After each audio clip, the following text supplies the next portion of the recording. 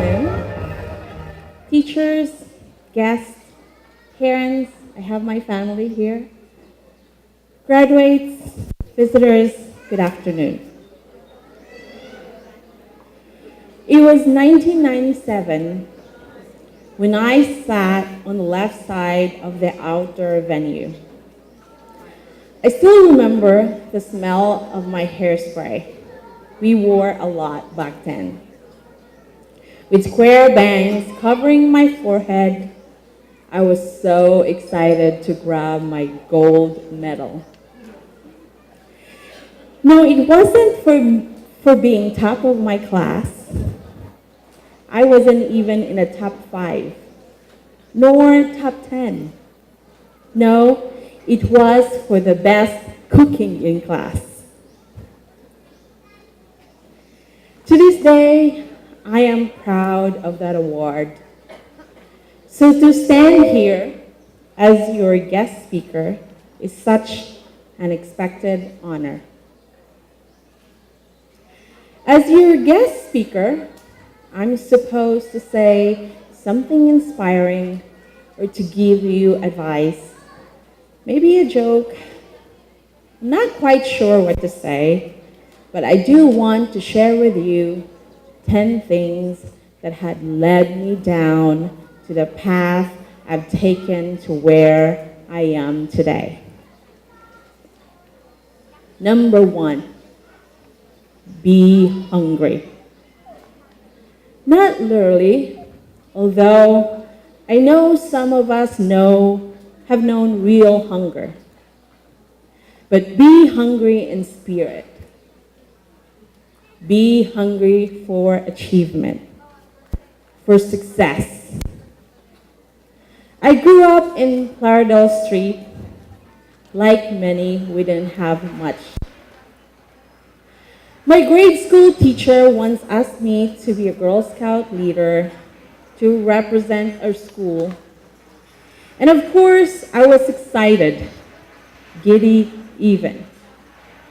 So it was a crushing disappointment when my mother told me that I couldn't go because it was for quote-unquote rich kids. I still remember sitting in my room feeling sorry for myself.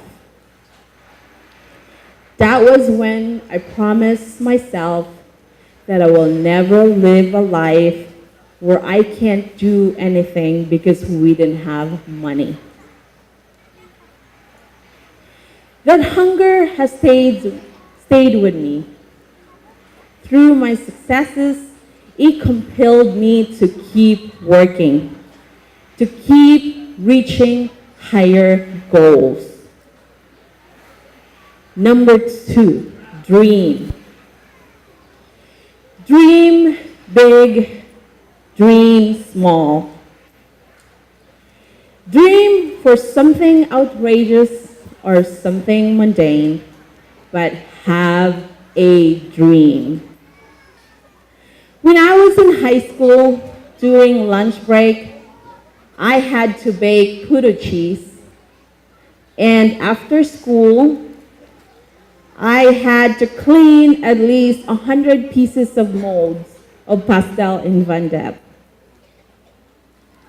Of course, I pouted like a typical teenager because I don't want to do the chores. No one wants to do the chores, right? I dreamt of being free of responsibility, to be able to enjoy my teen years instead of working. I dreamt of what I would do, of what my goals are in life. My dreams were my compass all these years when life was challenging. And to this day, I still dream. My dreams have changed, but I still have them. It keeps the fire in me burning. Number 3, be uncomfortable. Being uncomfortable will challenge you. It will make you want to improve things, to make things better. You find goals in the midst of discomfort, a driving force to get to a place where you are no longer uncomfortable. I worked 3 to 4 jobs when I arrived in the United States. I would change uniform in a parking lot. I took whatever job I can so I could learn and gain experience. I had limited skill sets, but I made up for it with my drive and ambition. Those were very uncomfortable days, tiring and exciting, but it kept me focused. Number 4, let people underestimate you. When people underestimate you, it gives you more room to make mistakes, but that doesn't mean you should. Instead, take that opportunity to prove them wrong, to show what you can do. My first job in the US, I made minimum wage. I didn't speak English very well. In fact, my first manager severely underestimated me. She asked me once if I knew how to use a calculator. Of course, it was insulting. I could have reacted negatively. Instead, I told her that I did and proceeded to do my job and go above and beyond to prove my worth as an employee. To this day, I know some people underestimate me, especially as a woman and in the States and as a minority where people have preconceived notions. But I've worked that to my advantage by surprising and impressing people what I'm capable of. Number 5, fail. Fail big, and when you fail, be grateful for your failures. Failure is as much a part of your success as hard work. If you don't fail at least once in your life, that means you haven't tried hard enough. That if you're doing something safe rather than taking a risk. In 2012, I was still working 13-hour shift, selling skincare and building relationships with retailers. One of them told me about their pricing and inventory practices. That night, I created a plan that allowed me to sell items online with a starting capital of $20 or 1,000 peso. Within 18 months, that $20 grew to $2 million in revenue. It was then I knew that I wasn't that kid anymore who couldn't do things in life because we didn't have money. That brings me to my next point, build relationships. Cultivate them wherever you go, whether they are your competitors, other businesses, or that individual that you meet at the market or at the church. Relationships are vital to your success. You will never know that the individual you meet today might have a vital impact in your future. You build relationship by playing fair, being kind, and being open to people. You cannot build relationship with negativity, with unfair practices. Number 7, be fearless. Don't get me wrong, you will be afraid, but fight against it. Find the courage to do the things you couldn't imagine before. I've always been fearless. I especially had to be when I first moved in the US, but I stood with no fear among them.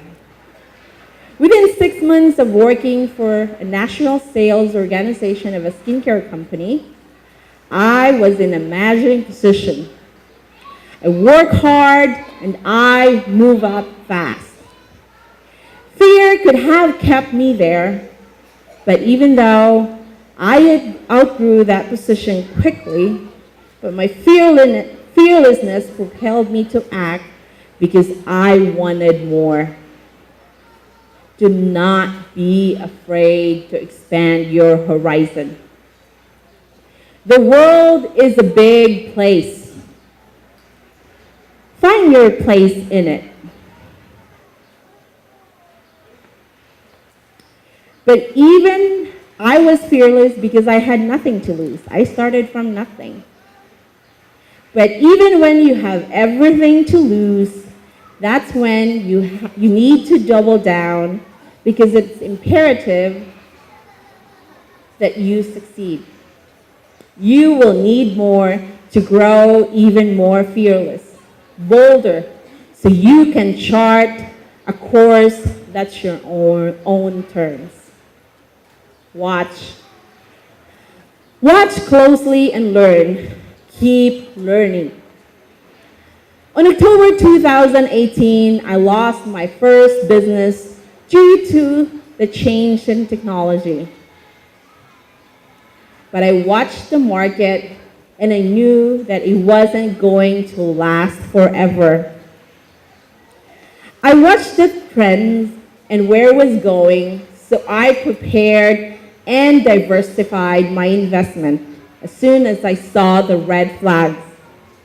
It was a painful moment, another failure, but it was another chance to learn and to adapt. I was able to pivot because I was prepared for the stormy days. Instead, I looked for the other opportunities which I gained through watching changes in economy and consumer preferences. Accept that success is as temporary as much as failure. There is nothing constant in life, and that includes being successful. Look at the most successful people around you.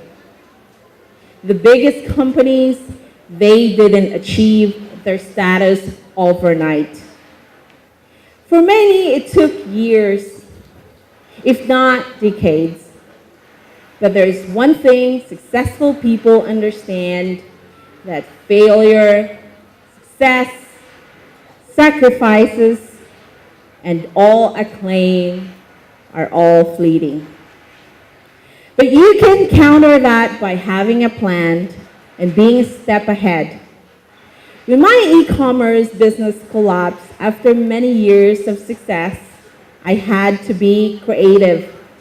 I knew that was coming. Instead of fighting something I couldn't control, I accepted it and moved on. I'm currently focusing on my 2 spas in California and a new business venture, Bintana sa Paraiso. My mission is to hire local, develop talent, turn them an okay employee to be a rock star. Finally, if there's one thing you can take away from what I say today, take this one. Be kind. Kindness is lacking today, but it's what we need most in the world. Be kind to your friends, to your enemies, to your competitors, to your partners. By being kind, the world repays you for it because you will attract kindness too. You cannot become successful by trying to one-up one another or by being alone. You have to have a community behind you, a support system. You cannot create a community without kindness. I try to do that every day of my life because deep inside, I'm still that girl who wanted more for herself. And I see that girl in so many young women now, so I do what I can to help and lift someone up. Although I'm successful now, I didn't do it alone. I've benefited from friendship, knowledge, kindness of that people I surround myself with. Today, start that kindness by thanking your parents and your family who have helped you graduate and reach this goal among many goals you have in life. Thank you very much.